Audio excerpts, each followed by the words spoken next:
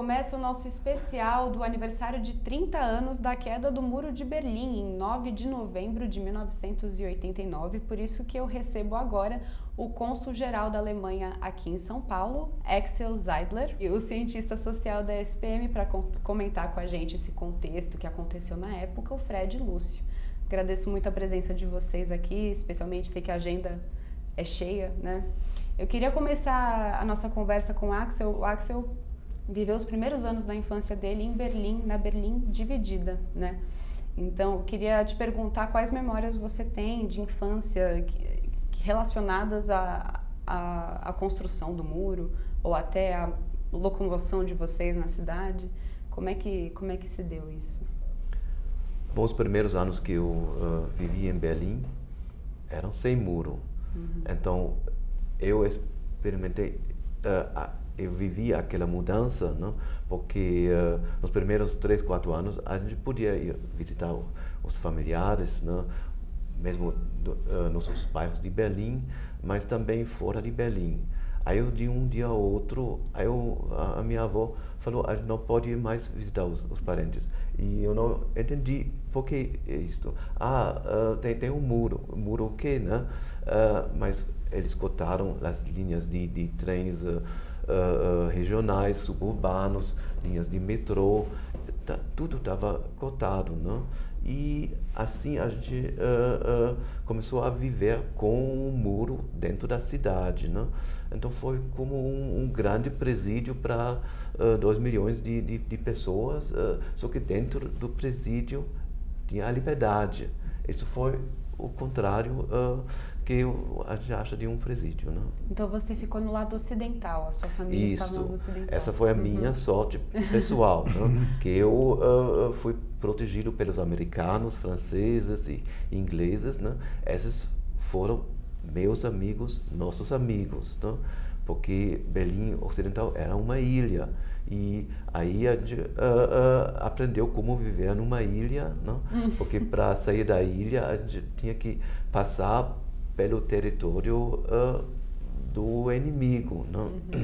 Só para lembrar, a cidade inteira de Berlim ficou no lado soviético da Alemanha e aí a própria cidade foi dividida em quatro partes, né? Uma de cada país, mas o lado ocidental separado do lado oriental, né? E qual que era a sensação? Você tinha familiares do lado oriental, é isso? Que não dava mais para ver essas pessoas? Quanto tempo levou depois para você conseguir reencontrar seus familiares? Bom, foi o Willy Brandt que conseguiu um acordo para os berlinenses de Berlim Ocidental para visitar os familiares, não? Isto foi depois de 2 anos, Natal, acho que foi 1963, né? E durante alguns anos conseguimos visitar os nossos familiares do outro lado. Eles não podiam vir, né? Porque essa foi a ideia do muro. Exato, né? Para conter o êxodo do lado oriental. Né?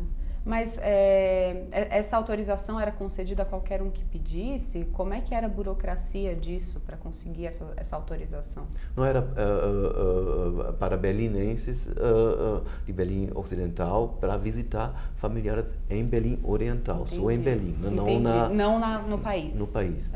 Mas qualquer um podia pedir, qualquer um podia solicitar. Isso, não? E aí, com isso começou também a minha experiência de visitar a Alemanha Oriental e Berlim Oriental principalmente, né? Que eu continuei mesmo quando eu tinha mudado para a Alemanha Ocidental, não? Porque essa era uma experiência estranha, sempre era estranha. Como? Porque era outro país, não? Outro país, com todo o desenvolvimento na Alemanha Ocidental, em Berlim Ocidental, investimentos, tudo modernizado, não? Lá ficou uma cor cinza, marrom, triste, né? Então, mas foi bom de falar com os familiares, né? Principalmente a minha tia, outras tias, né? E ouvir como era a vida deles lá, né? E a gente levava sempre chocolate, café, porque eles não tinham isso lá, né? E quando eu era estudante, né? Aí eu comprei livros de matemática e física que eram traduzidos do russo, né?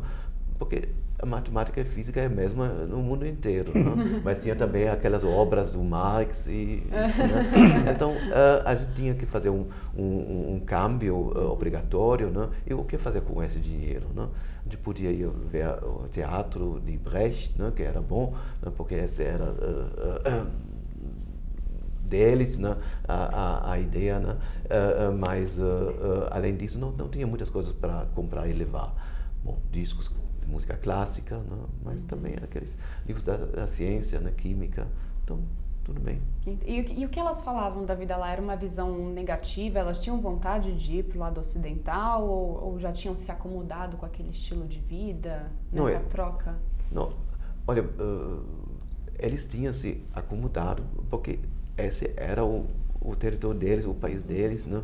Eles tinham trabalho, também família, então, mas sempre tinha a vontade também de conhecer o outro lado. E eu acho que esse foi o pior, né? De não poder conhecer o outro lado, não poder viajar, né?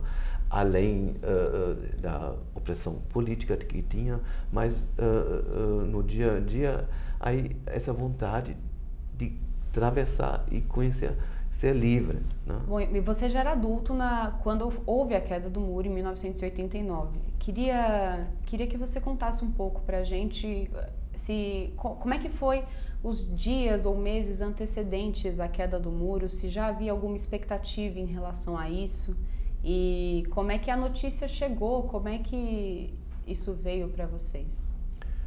Olha, o ano 1989 era um ano incrível. Aconteceram muitas coisas, né? Começou com os acontecimentos também na Praça Tiananmen na China, né? Que terminou no início de junho, mas tinha também as eleições na Polônia, onde a Solidarność ganhou as eleições, foi início de junho, né? E depois tinha um café da manhã pan-europeu na fronteira da Hungria com a Áustria. E aí eles abriram essa cerca de aço e uma centena de pessoas podia passar da Hungria para a Áustria, pessoas da Alemanha Oriental, né? E depois chegaram muito mais pessoas e até setembro, final de setembro, eu acho uns 10 mil pessoas passaram pela Hungria para a Áustria, depois para a Alemanha Ocidental. Isso continuou com muitas pessoas, milhares de pessoas que acamparam na nossa embaixada em Praga, em situações péssimas de higiene, assim, né? E foi o nosso ministro Hans-Dietrich Genscher, o nosso ministro das Relações Exteriores, que ele negociou a saída desses milhares de pessoas da embaixada, passando com um trem pela estação de Dresden, na Alemanha Oriental, até eles chegaram na Alemanha Ocidental. Então, esse foi final de setembro e em outubro já tinha muitas manifestações, principalmente em Leipzig. Aí, cada segunda-feira, na igreja de São Nicolau, Nikolaikirche, né? Aí cresceu essas manifestações e tinha também pessoas presos assim e eles passaram a noite em condições incríveis também, mas essas manifestações cresceram. Esse foi outubro, não? E no início de novembro tinha uma maior manifestação em Berlim Oriental mesmo, na Praça de Alexandre, na Alexanderplatz, quase 1 milhão de pessoas. Essa era a primeira manifestação. Isso foi dia 4, eu acho, de novembro, não? E aí a pressão aumentou, né? E eles tinham deixado o Honecker, o chefe do Partido Socialista, acho que foi em outubro, tinha uma nova liderança, né? E tinha uma coletiva de imprensa, dia 9 de novembro, onde eles anunciaram a possibilidade para os alemães da Alemanha Oriental para viajar. Só que a pergunta do jornalista da Alemanha Ocidental era: e quando será isto? E a resposta foi: não sei. E aí ele respondeu: acho que a partir de agora. E aí Foi. Foi, né? Estourou. Aí as pessoas foram para aquele posto de fronteira na Bornholmer Straße e os policiais não tinham instruções o que fazer. Aí a pressão aumentou e finalmente o chefe do posto de fronteira abriu a fronteira e aí caiu o muro.